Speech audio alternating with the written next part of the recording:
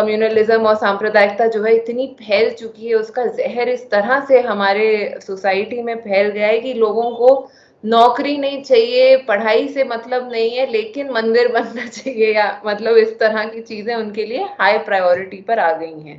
Muslims और Sikhs को लड़ाने के लिए दोबारा से, जबकि अभी जब लास्ट मुस्लिम्स का इतना सारा बहुत ज्यादा इशू क्रिएट हुआ था तो सिखों ने ही बहुत ज्यादा उन्हें सपोर्ट किया था। अगर आपको मुसलमानों को जान से मारना है, खत्म करना है, उनकी औरतों को बेआबरू करना है, तो आपको अपने कितने बच्चों को बिगाड़ना होगा। बहुत सारी औरतों की मेहनत इसके पीछे गई है कि हम अपने कमरों से, अपने घरों से फाइनली बाहर निकल के अपने हुनर को जो है इस्तेमाल करके अपना कुछ अस्तित्व बना रही हैं।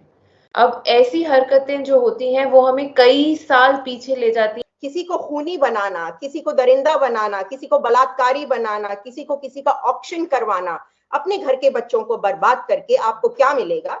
कहाँ तो आप एक ट्वीट पे लोगों को जेल में डाल देते हैं, एक स्पीच करने के लिए कोई 2 साल से जेल में बैठा हुआ है, सिर्फ चक्का जाम बोलने के लिए वो जेल में बैठा हुआ है, और आपसे ट्रेस नहीं हो पा रहे ये लोग, आपसे अरेस्ट नहीं हो पा रहे ये लोग।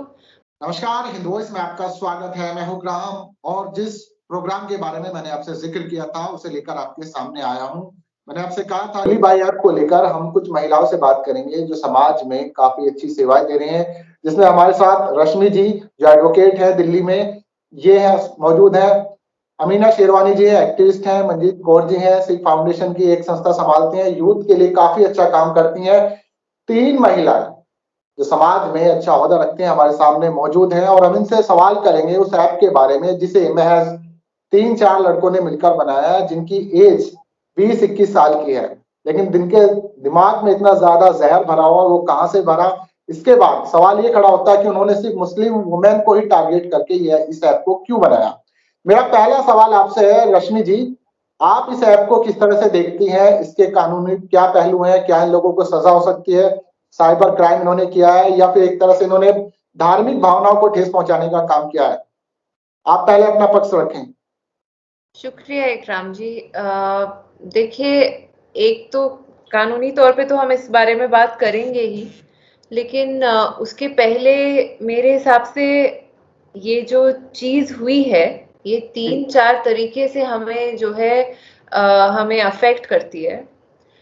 पहला तो इसका एक पहला पहलू तो ये है कि ये जो औरतों को टारगेट किया है इन्होंने, ठीक। दूसरा पहलू इसका है जो रिलीजन को टारगेट किया, और तीसरा पहलू है इस पर जो मतलब सरकारी कार्यवाही जो अभी तक हुई है, वो तीसरा इसका पहलू है। तो सबसे पहले औरतों की अगर मैं बात करूं तो खुद एक औरत होने के नाते मैं समझ सकती हूँ कि ये मतलब कितना एक तरह से अपमानजनक बात है। औरतों को मेज कुर्सी की तरह आप जो उनके साथ सलूक कर रहे हैं, उनकी मतलब बहुत मुश्किल से कह सकते हैं औरतें इस देश में इस मकाम पर आज पहुंची हैं। बहुत सारी लेडीज का बहुत स्ट्रगल लगा है कि आज हम यहाँ बैठे हुए हैं, कि आप हमसे ये इनफैक्ट टॉक कर रहे हैं। एक बहुत सारी औरतों की मेहनत इसके पीछे गई है कि हम अपने कमरों से, अपने घरों से फाइनली बाहर निकल के अपने हुनर को जो है इस्तेमाल करके अपना कुछ अस्तित्व बना रही हैं। अब ऐसी हरकतें जो होती हैं वो हमें कई साल पीछे ले जाती हैं, कई सेंचुरीज पीछे ले जाती हैं, ऐसे कह सकते हैं। और देखिए, जब हम ऐसी बातें सुनते हैं कि मतलब गैंग रेप वगैरह की बातें सुनते हैं तो हम अंदर तक जो है हिल जाते हैं। कई दिनों तक वो जो चीज है वो हमें ट्रॉमा देती है। और ये खतरा जो है मतलब हमें लगता है कि ये हर किसी को इम्पैक्ट करता है, लेकिन अनफॉर्चुनेटली जैसा आपने कहा कि ये कुछ बहुत यंग बच्चे हैं जिन्होंने ये किया है, इनफैक्ट उसमें एक लड़की भी है। तो ये बहुत चिंता का विषय है कि हम इतने ज्यादा एपैथी से भरे हो गए हैं, हमें कुछ फर्क नहीं पड़ता एज अ सोसाइटी कि किसी लेडी के साथ हम इतना मतलब उसको ऑब्जेक्टिफाई कर रहे हैं, उसकी हमें कोई क्या बोलते हैं उसको एक इंसान की तरह नहीं देख रहे, एक चीज की तरह देख रहे हैं। ये मतलब एक बहुत मानसिक, मैं तो मानूंगी कि बीमारी है ये। उनको ट्रीटमेंट की जरूरत है, जेल जाने से पहले तो उनको ट्रीटमेंट की जरूरत है मेरे हिसाब से। तो ये तो पहला पहलू हो गया जो है औरतों का पहलू, जिस पर मतलब जितना बोला जाए मेरे हिसाब से कम ही है, और बाकी दोनों पैनलिस्ट भी मेरे साथ अग्री करेंगी कि जितना बोल लो कम है, ठीक है। अब तो ऐसा हो गया, लोगों को लगता है फिर अपना मतलब जो है रोना शुरू कर देती हैं, और मतलब खैर, तो एक तो औरतों का पहलू हो गया।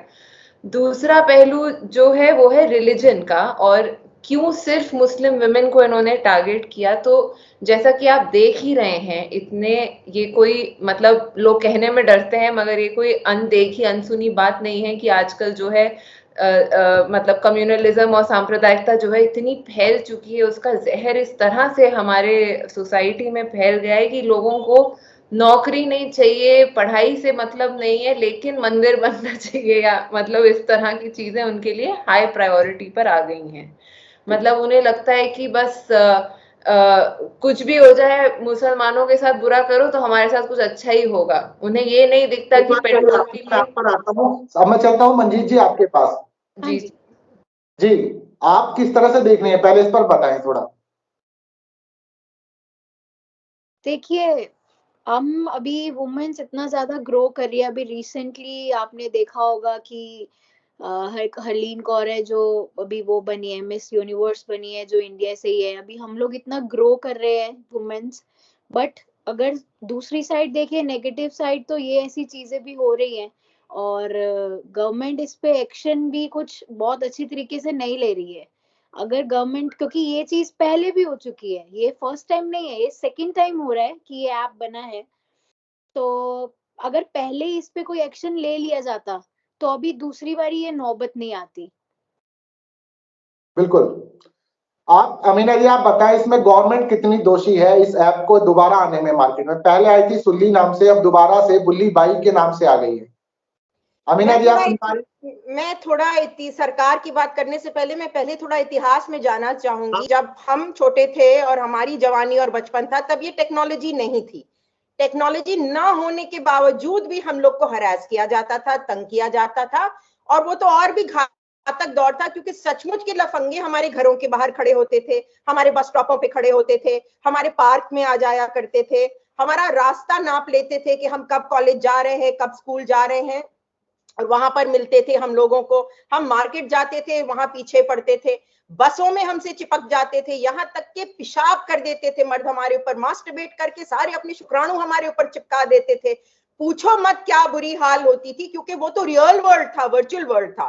तो मैं तो बहुत खुश हूं कि वर्चुअल वर्ल्ड में कम से कम वर्चुअल तो आ गया है बीच में, हम थोड़े से तो सुरक्षित हैं। और ये बिल्कुल अजनबी मर्द होते थे, जिनका ना हमें घर पता होता था, ना दर पता होता था, हम कहाँ ढूंढते उनको। कम से कम अब ये कमबख्त ट्रेस तो हो सकते हैं, अपनी डिजिटल फुटस्टेप तो छोड़ रहे हैं ये, और आज नहीं तो कल हम इनको ट्रेस करके इनको पकड़ सकते हैं, इनको सजा दिलवा सकते हैं। तो एक तरह से टेक्नोलॉजी ने इसको बहुत बड़ा बना दिया है, और दूसरी तरफ से उसी टेक्नोलॉजी ने थोड़ा सा सुरक्षित भी हम लोगों को कर दिया है कि अब सचमुच हमारी फिजिकली, जैसे अब मेट्रो में और दिल्ली की बसों में कोई नहीं चिपक पाता है किसी को, ये हम थोड़े से सुरक्षित हो गए हैं in the real life, but we are now under attack in the virtual world. अब मेरा सवाल यहाँ पर ये है आपसे, रश्मि जी, मैं आपसे ही आपकी तरफ आता हूँ फिर से। ये जो जहर इस यूथ के अंदर भरा है, ये महज 20-21 साल के बच्चे हैं, और एक खास समुदाय के खिलाफ जहर भरा है। वुमेन तो टारगेट है, लेकिन उसको टारगेट करते हुए खास समुदाय को निशाना बनाया गया। जी, मैं इसी पर ही आ रही थी, जब आपने मेरी बात रोकी, मैं यही बोलना चाह रही थी। लाइफ में कुछ कर सकते थे, और बिल्कुल अभी से इन्होंने बिल्कुल। देखिए, आपका सवाल ऐसा है कि इस पर आपको हमें 2 मिनट तो देने पड़ेंगे सुनने के लिए, क्योंकि वो उसका जवाब ही इतना लंबा है। देखिए, मैं ये कहना चाह रही हूँ कि सबसे पहले तो वही मैंने जो कहा, 2 पहलू हैं, औरतों का और रिलीजन का, ठीक है। तो रिलीजन की जहां तक बात है, जैसा कि मैंने कहा कि आजकल रिलीजन को एज क्या बोलते हैं, क्या मिसाल दूंगी कि एक तरह का ब्लैंकेट बना दिया है, ठीक है। लोगों की आंखों पर पर्दा डाल दिया गया है, धुंध हो गई है, उनको उसके आगे उसके थ्रू कुछ नहीं दिखता।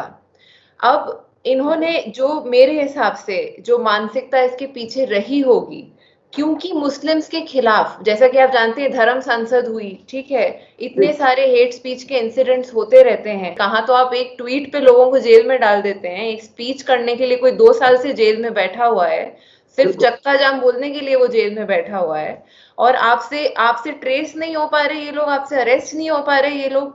मतलब तो ये करने से एक इम्प्यूनिटी मिलती है, जिसको कि कहते हैं कि जो ऐसे काम करते हैं उन्हें ये विश्वास जगता है कि हम ऐसे काम आगे भी कर सकते हैं और हम पे कोई कार्रवाई नहीं की जाएगी, और करी भी जाएगी तो वो एकदम नाम के लिए की जाएगी, फॉर्मेलिटी पूरी की जाएगी।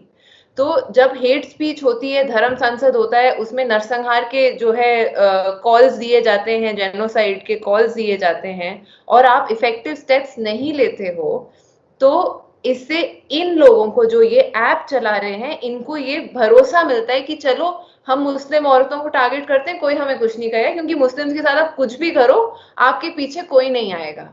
ये साफ सी सिंपल सी बात है, जो मेरे हिसाब से हम सब समझते हैं, हम सब जानते हैं। एक बहुत दर्दनाक सच्चाई है जिससे हम सब वाकिफ हैं, मगर क्या कर सकते हैं, हम सबके हाथ बंधे हुए हैं, हम क्या कर सकते हैं।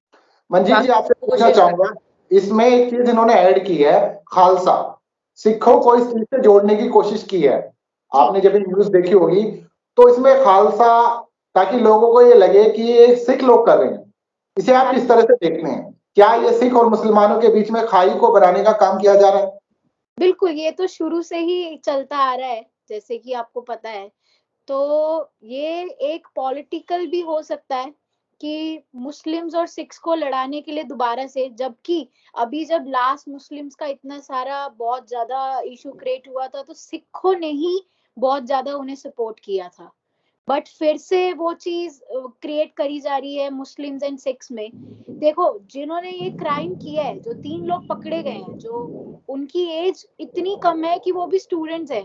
जो सबसे पहले बच्चा पकड़ा गया है, मयंक, वो सिविल इंजीनियरिंग का स्टूडेंट है, राइट? वो अभी पढ़ रहे हैं, तो उनका तो मोटिव नहीं हो सकता ये। उनको किसी के थ्रू, किसी के सिखाए जाने पे ही वो बच्चे ये काम कर रहे हैं। आपने सही बात बोली। अमीना जी, आपसे पूछना चाहूंगा, क्या इसके पीछे कोई और लोग हैं या सिर्फ मोहरे हैं? नहीं, ऐसा नहीं है, क्योंकि बच्चों के दिमाग में इतना जहर भरा गया। और ये मैं फिर इतिहास में जाऊंगी, उस वक्त भी लड़कों को करेक्ट नहीं किया जाता था। जो लड़के बदतमीजी करते थे, पूरी बस में सिंपैथी उन लड़कों के साथ होती। जब हम पकड़ के उन लड़कों को मारा करते थे, ठोका करते थे बदतमीजी करने के लिए, तो हमको डायन और चुड़ैल कहा जाता था। क्या देखो कितनी बेशरम लड़की है, लड़कों को पकड़ के मार रही है।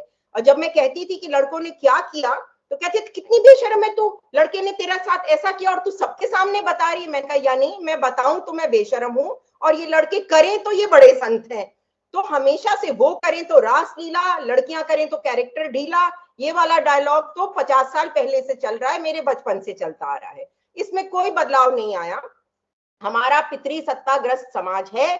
लड़के हमारे लिए हीरा चांदी सोना मोती हैं, लड़कियां हमारे लिए नाली की गंदगी हैं। जिस तरह से लड़कियों का अबॉर्शन करके उनको मार दिया जाता है, जिस तरह से लड़कियों को संपत्ति में हिस्सा नहीं दिया जाता है, जिस तरह से लड़कियां अपने ही घर में जिसमें पैदा हुई हैं, उसी घर में जब तक उनको पराया धन कहा जाएगा, और जब तक उनको गिव अवे किया जाएगा कि शादी में हम ये दान कर रहे हैं, पुत्री दान कर रहे हैं हम लोग, होने के बाद भी आज भारतीय जो महिला है वो इतना आगे बढ़ चुकी है, मिस यूनिवर्स तक बन चुकी है, आईएएस पीसीएस में इतना बाहर आ रही है। उसके बाद आप कीजिएगा, एक तो ये मिस यूनिवर्स बनना और हिंदी फिल्म में एक्ट्रेसेस बनने को मैं कोई प्रगति नहीं मानती, क्योंकि जिस तरह से हमने हिंदी फिल्म में बॉलीवुड देख ली है, औरतों की मट्टी पलीत के अलावा कुछ नहीं किया जाता है वहां पर। ना एक ढंग का रोल औरतों को मिलता है, ना कोई औरतें डायरेक्टर बन रही हैं, ना वो राइटर बन रही हैं, ना वो प्रोड्यूसर बन रही। अब थोड़ी मात्रा में बनने लगी हैं। औरतें सिर्फ वहां पर मटकने की और हिलने की और डांस करने की, अपने आप का वस्तुकरण करवाकर वो कुछ पैसे कमाती हैं। तो मैं बनी कंगना रनौत, वो सबसे अच्छी बनी है। वो कौन? कंगना रनौत। नहीं, कंगना को बाय द वे मैं बहुत एडमायर करती हूँ। कंगना ने बहुत सफर किया है। कंगना के साथ बलात्कार से लेके सब कुछ किया गया है। हिंदी फिल्म इंडस्ट्री के बदतमीज मर्दों ने उस लड़की को बख्शा नहीं। उसने इन सारे खानों को चुनौती दी, and she became a better actress and she achieved success, but she has suffered and she is mentally, not all there, and right wing men are using her to correct their agenda. I personally admire Kangana Ranaut very much, and I appreciate she has done some wonderful films and she has been treated very badly. तो मैं एक औरत की बुराई बैठकर यहाँ पर नहीं करूंगी.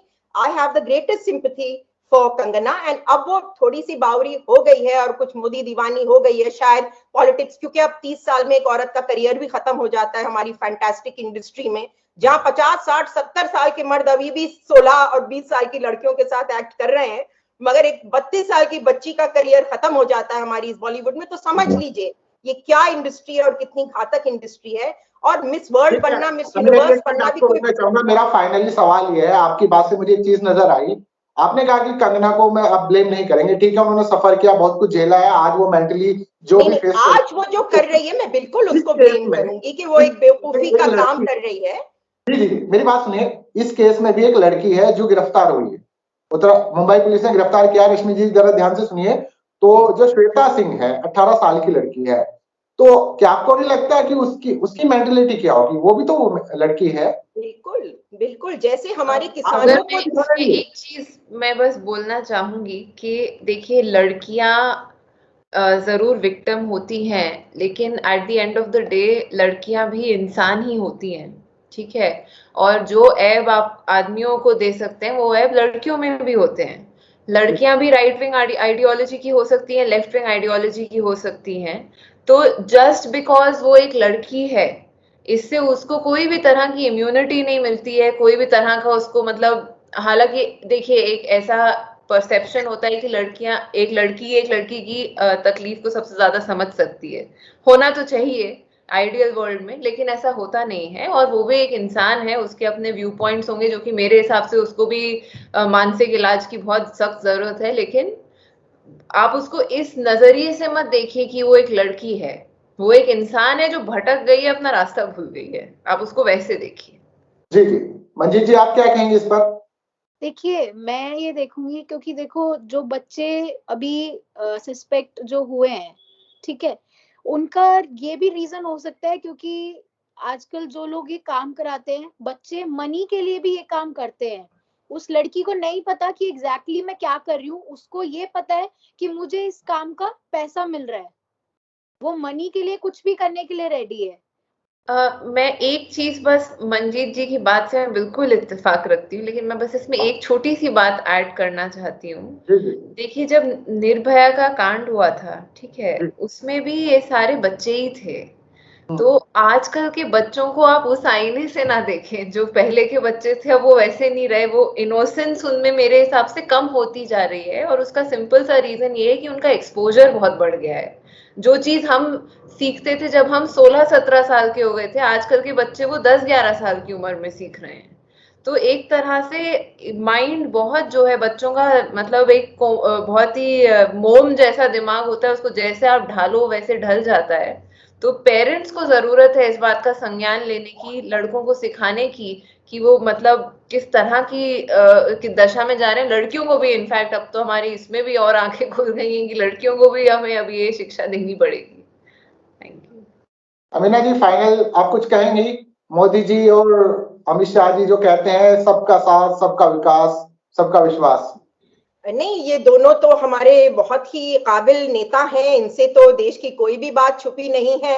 और इनकी तो पावर इतनी है कि हर जगह, हर मिनिस्ट्री को यही लोग कंट्रोल कर रहे हैं, हर पुलिस वाले को यही लोग कंट्रोल कर रहे हैं। इनके कहे बिना तो तिनका भी नहीं हिलता हमारे देश में। तो अगर इनके बैठे हुए ये सब कुछ हो रहा है तो हमें इन्हें तो दोष देना ही पड़ेगा, क्योंकि देश ही ये दोनों चला रहे हैं और कोई तीसरा तो हमें दिखता नहीं। तो हमारे ब्रह्मा विष्णु महेश यही दोनों हैं। तो इनको तो बिल्कुल ब्लेम करना पड़ेगा कि उठिए, जागिए। आप लोग 18-18 घंटे काम करते हैं माशाल्लाह से, उस काम में जरा इस मुद्दे पर भी नजर दीजिए कि हमारी जवान पीढ़ी कहाँ जा रही है।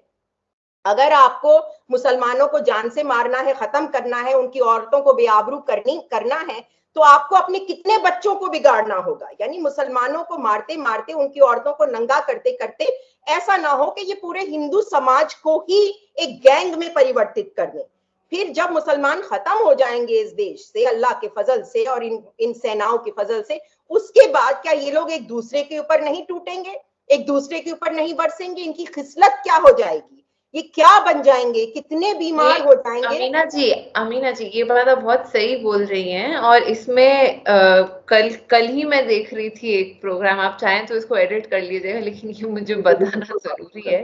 कि जब जर्मनी में ये सब चल रहा था, जूस के ऊपर वो लोग अपना जो है वो कंट्रोल जमा रहे थे, तो काफी सारी चीजें एक साथ की जा रही थी। मतलब उनका भी इकोनॉमिक बॉयकॉट जैसे है वो किया जा रहा था, उनकी भी लेडीज को इसी तरह टारगेट करके इंसल्ट किया जाता था उस टाइम पे। और ऐसे धीरे धीरे आप एक कम्युनिटी को जो है बाकी समाज से दूर करते हैं और उसको विक्टिम बना के अलग करते हैं। तो ये कोई, मुझे लगता है ऐसा भी हो सकता है कि ये कोई एक रैंडम एक्ट ना हो, बल्कि एक सोची हुई मतलब साजिश जो है उसका एक पार्ट हो, ये भी हो। और जी, और जो घिनौनी बात है कि इतने जवान बच्चों को अपने ही समाज के, जिस समाज के वो नेता कहते हैं अपने आप को, जिस हिंदुओं की रक्षा वो करने आए हैं, उन्हीं के बच्चों को ये क्रिमिनल बना रहे हैं।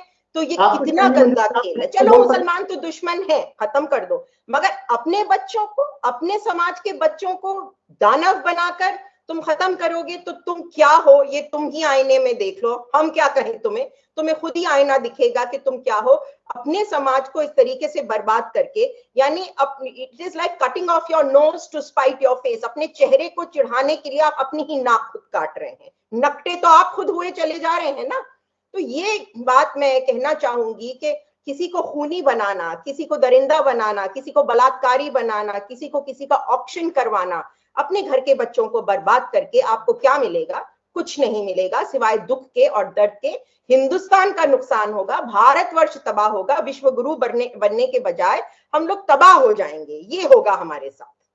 बहुत बहुत शुक्रिया आप सभी का। आप सभी ने इस प्रोग्राम में अपनी शिरकत की और लोगों को अपने विचार भी रखे इसमें, और आप लोगों को एक बार फिर मैं थैंक्स कहता हूँ। और अगले एपिसोड में हम आपसे जरूर मुलाकात करेंगे किसी और इश्यू को लेकर, या इसमें कुछ नया आता है अपडेट लेके आप लोगों को फिर बुलाएंगे।